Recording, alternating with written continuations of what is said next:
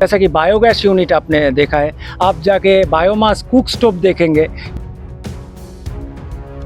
इधर देख रहे होंगे पहले जितनी भी जंगली इलाका टाइप का लग रहा है, लेकिन ये जंगली इलाका नहीं, दरअसल ये गांव की जमीन में ही इनको फार्मिंग यानी खेती बाड़ी करने के लिए दी गई है। गैस प्लांट है और इसकी पाइपलाइन आप देख रहे हैं तो सीधा अंदर जा रही है किचन में।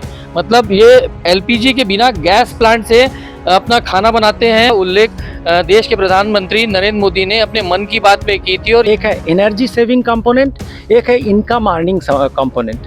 प्रकृति की ओर वापस सबको ले जाने के लिए भारत सरकार और त्रिपुरा सरकार ने एक अभियान शुरू किया है, जिसके तहत गाँव को बायो विलेज बनाने की प्रक्रिया शुरू की गई है। आपको बता दूं त्रिपुरा में सरकार ने पहले फेज में करीब 100 गाँव का लक्ष्य रखा है जिन्हें बायो विलेज बनाया जाएगा। और इसमें मैं इस वक्त जिस गांव में हूं, बरकुर बाड़ी इस गांव का नाम है, और इसे भी बायो विलेज के रूप में तब्दील किया गया है। आपको बता दूं कि पहले फेज में लगभग 19 गांव बायो विलेज बनाए जा चुके हैं, 7 अभी प्रक्रिया में हैं और बाकी को भी जल्द ही बायो विलेज बना। बायो विलेज का कंसेप्ट क्या है वो आपको बताता हूँ। ये आप इधर देख रहे होंगे पहले जितनी भी जंगली इलाका टाइप का लग रहा है, लेकिन ये जंगली इलाका नहीं, दरअसल ये गांव की जमीन में ही इनको फार्मिंग यानी खेती बाड़ी करने के लिए दी गई है। और इसके लिए असिस्टेंस की दिया जा रहा है टेक्निकल रूप से, फाइनेंशियल रूप से।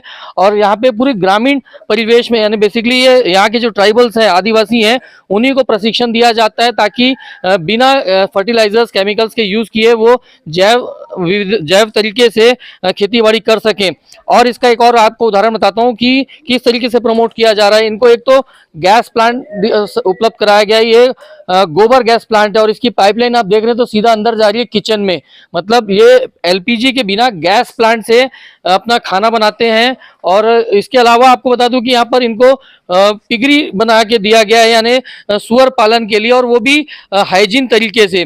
पूरे एक शेड आप देख रहे हैं, ये शेड बनाया गया है, ये घर नहीं है, ये दरअसल ये पिगरी है जहाँ पर सुअर पालन यहाँ पे ये लोग करते हैं।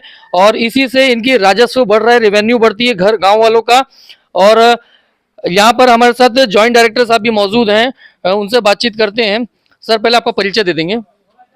मैं Anjan Sen Gupta, joint director, directorate of biotechnology. ये कंसेप्ट कहाँ से आया है जैव गांव बनाने का, थोड़ा बताएंगे। पहला ये जैव गांव नहीं है, ये बायो विलेज 2.0 है। इसमें केवल ऑर्गेनिक कल्टीवेशन नहीं होता है, ऑर्गेनिक कंपोनेंट एक कंपोनेंट है। आपका परिचय दे देंगे सर। मैं Anjan Sen Gupta, joint director, directorate of biotechnology, Tripura. अच्छा, ये कंसेप्ट कहाँ से आया है कि बायो विलेज का था, उसके बाद बायो विलेज 2 का कंसेप्ट आया, तो क्या है ये थोड़ा बताएंगे। बायो विलेज जो है वो काफी पुराना कंसेप्ट है। वो है किसी गांव को जैव गांव करना। लेकिन बायो विलेज 2.0 वो नहीं करते हैं। उसमें जो ऑर्गेनिक फार्मिंग है, ऑर्गेनिक कल्टीवेशन है, ये एक कंपोनेंट है। इसका साथ काफ़ी सारे कंपोनेंट है। वो है, एक है एनर्जी सेविंग कंपोनेंट, एक है इनकम अर्निंग कंपोनेंट। तो इसमें जो रिन्यूएबल जो कंपोनेंट है, जैसा कि सोलर वाटर पंप आपने देखा है, जैसा कि बायोगैस यूनिट आपने देखा है, आप जाके बायोमास कुक स्टोव देखेंगे, ये सब क्या है, ये सब में आपको रिन्यूएबल कंपोनेंट है। तो इसमें काफ़ी सारे एनर्जी का बचाव होता है। इनको फाइनेंशियल असिस्टेंस भी कुछ दिया जाता है। हाँ, इनको फाइनेंशियल असिस्टेंस भी दिया जाता है, एक एक परिवार को। फिर अपना डाकरी, पिगरी, एग्रीकल्चर और मशरूम, फिर बी कल्टीवेशन, ये सब, और ये रिन्यूएबल कंपोनेंट, ये सब करने के लिए इसका बाद इनको 3,000 रुपया करके इन लोगों को दिया जाता है एक एक। देखिए, ये तो हमने आपको बताया कि बायो विलेज 2 क्या है।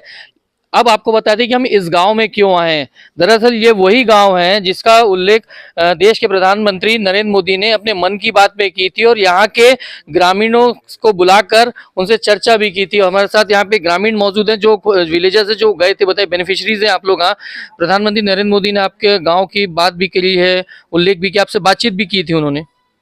बातचीत तो नहीं हुआ सा। नरेंद्र मोदी जी का जो दिल्ली गेट में जो 26 जनवरी में जो प्रोग्राम है ना, वो वहाँ पर लेके गया था। उस टाइम मुलाकात भी हो गया था, बातचीत नहीं कर पाते जी। क्या बताइए, आपको यहाँ पीएम ने आपके गांव का तारीफ की थी, कितना प्राउड फील हो रहा है और कैसे आप लोगों ने इस इकोसिस्टम को अडॉप्ट किया है, थोड़ा बताएंगे।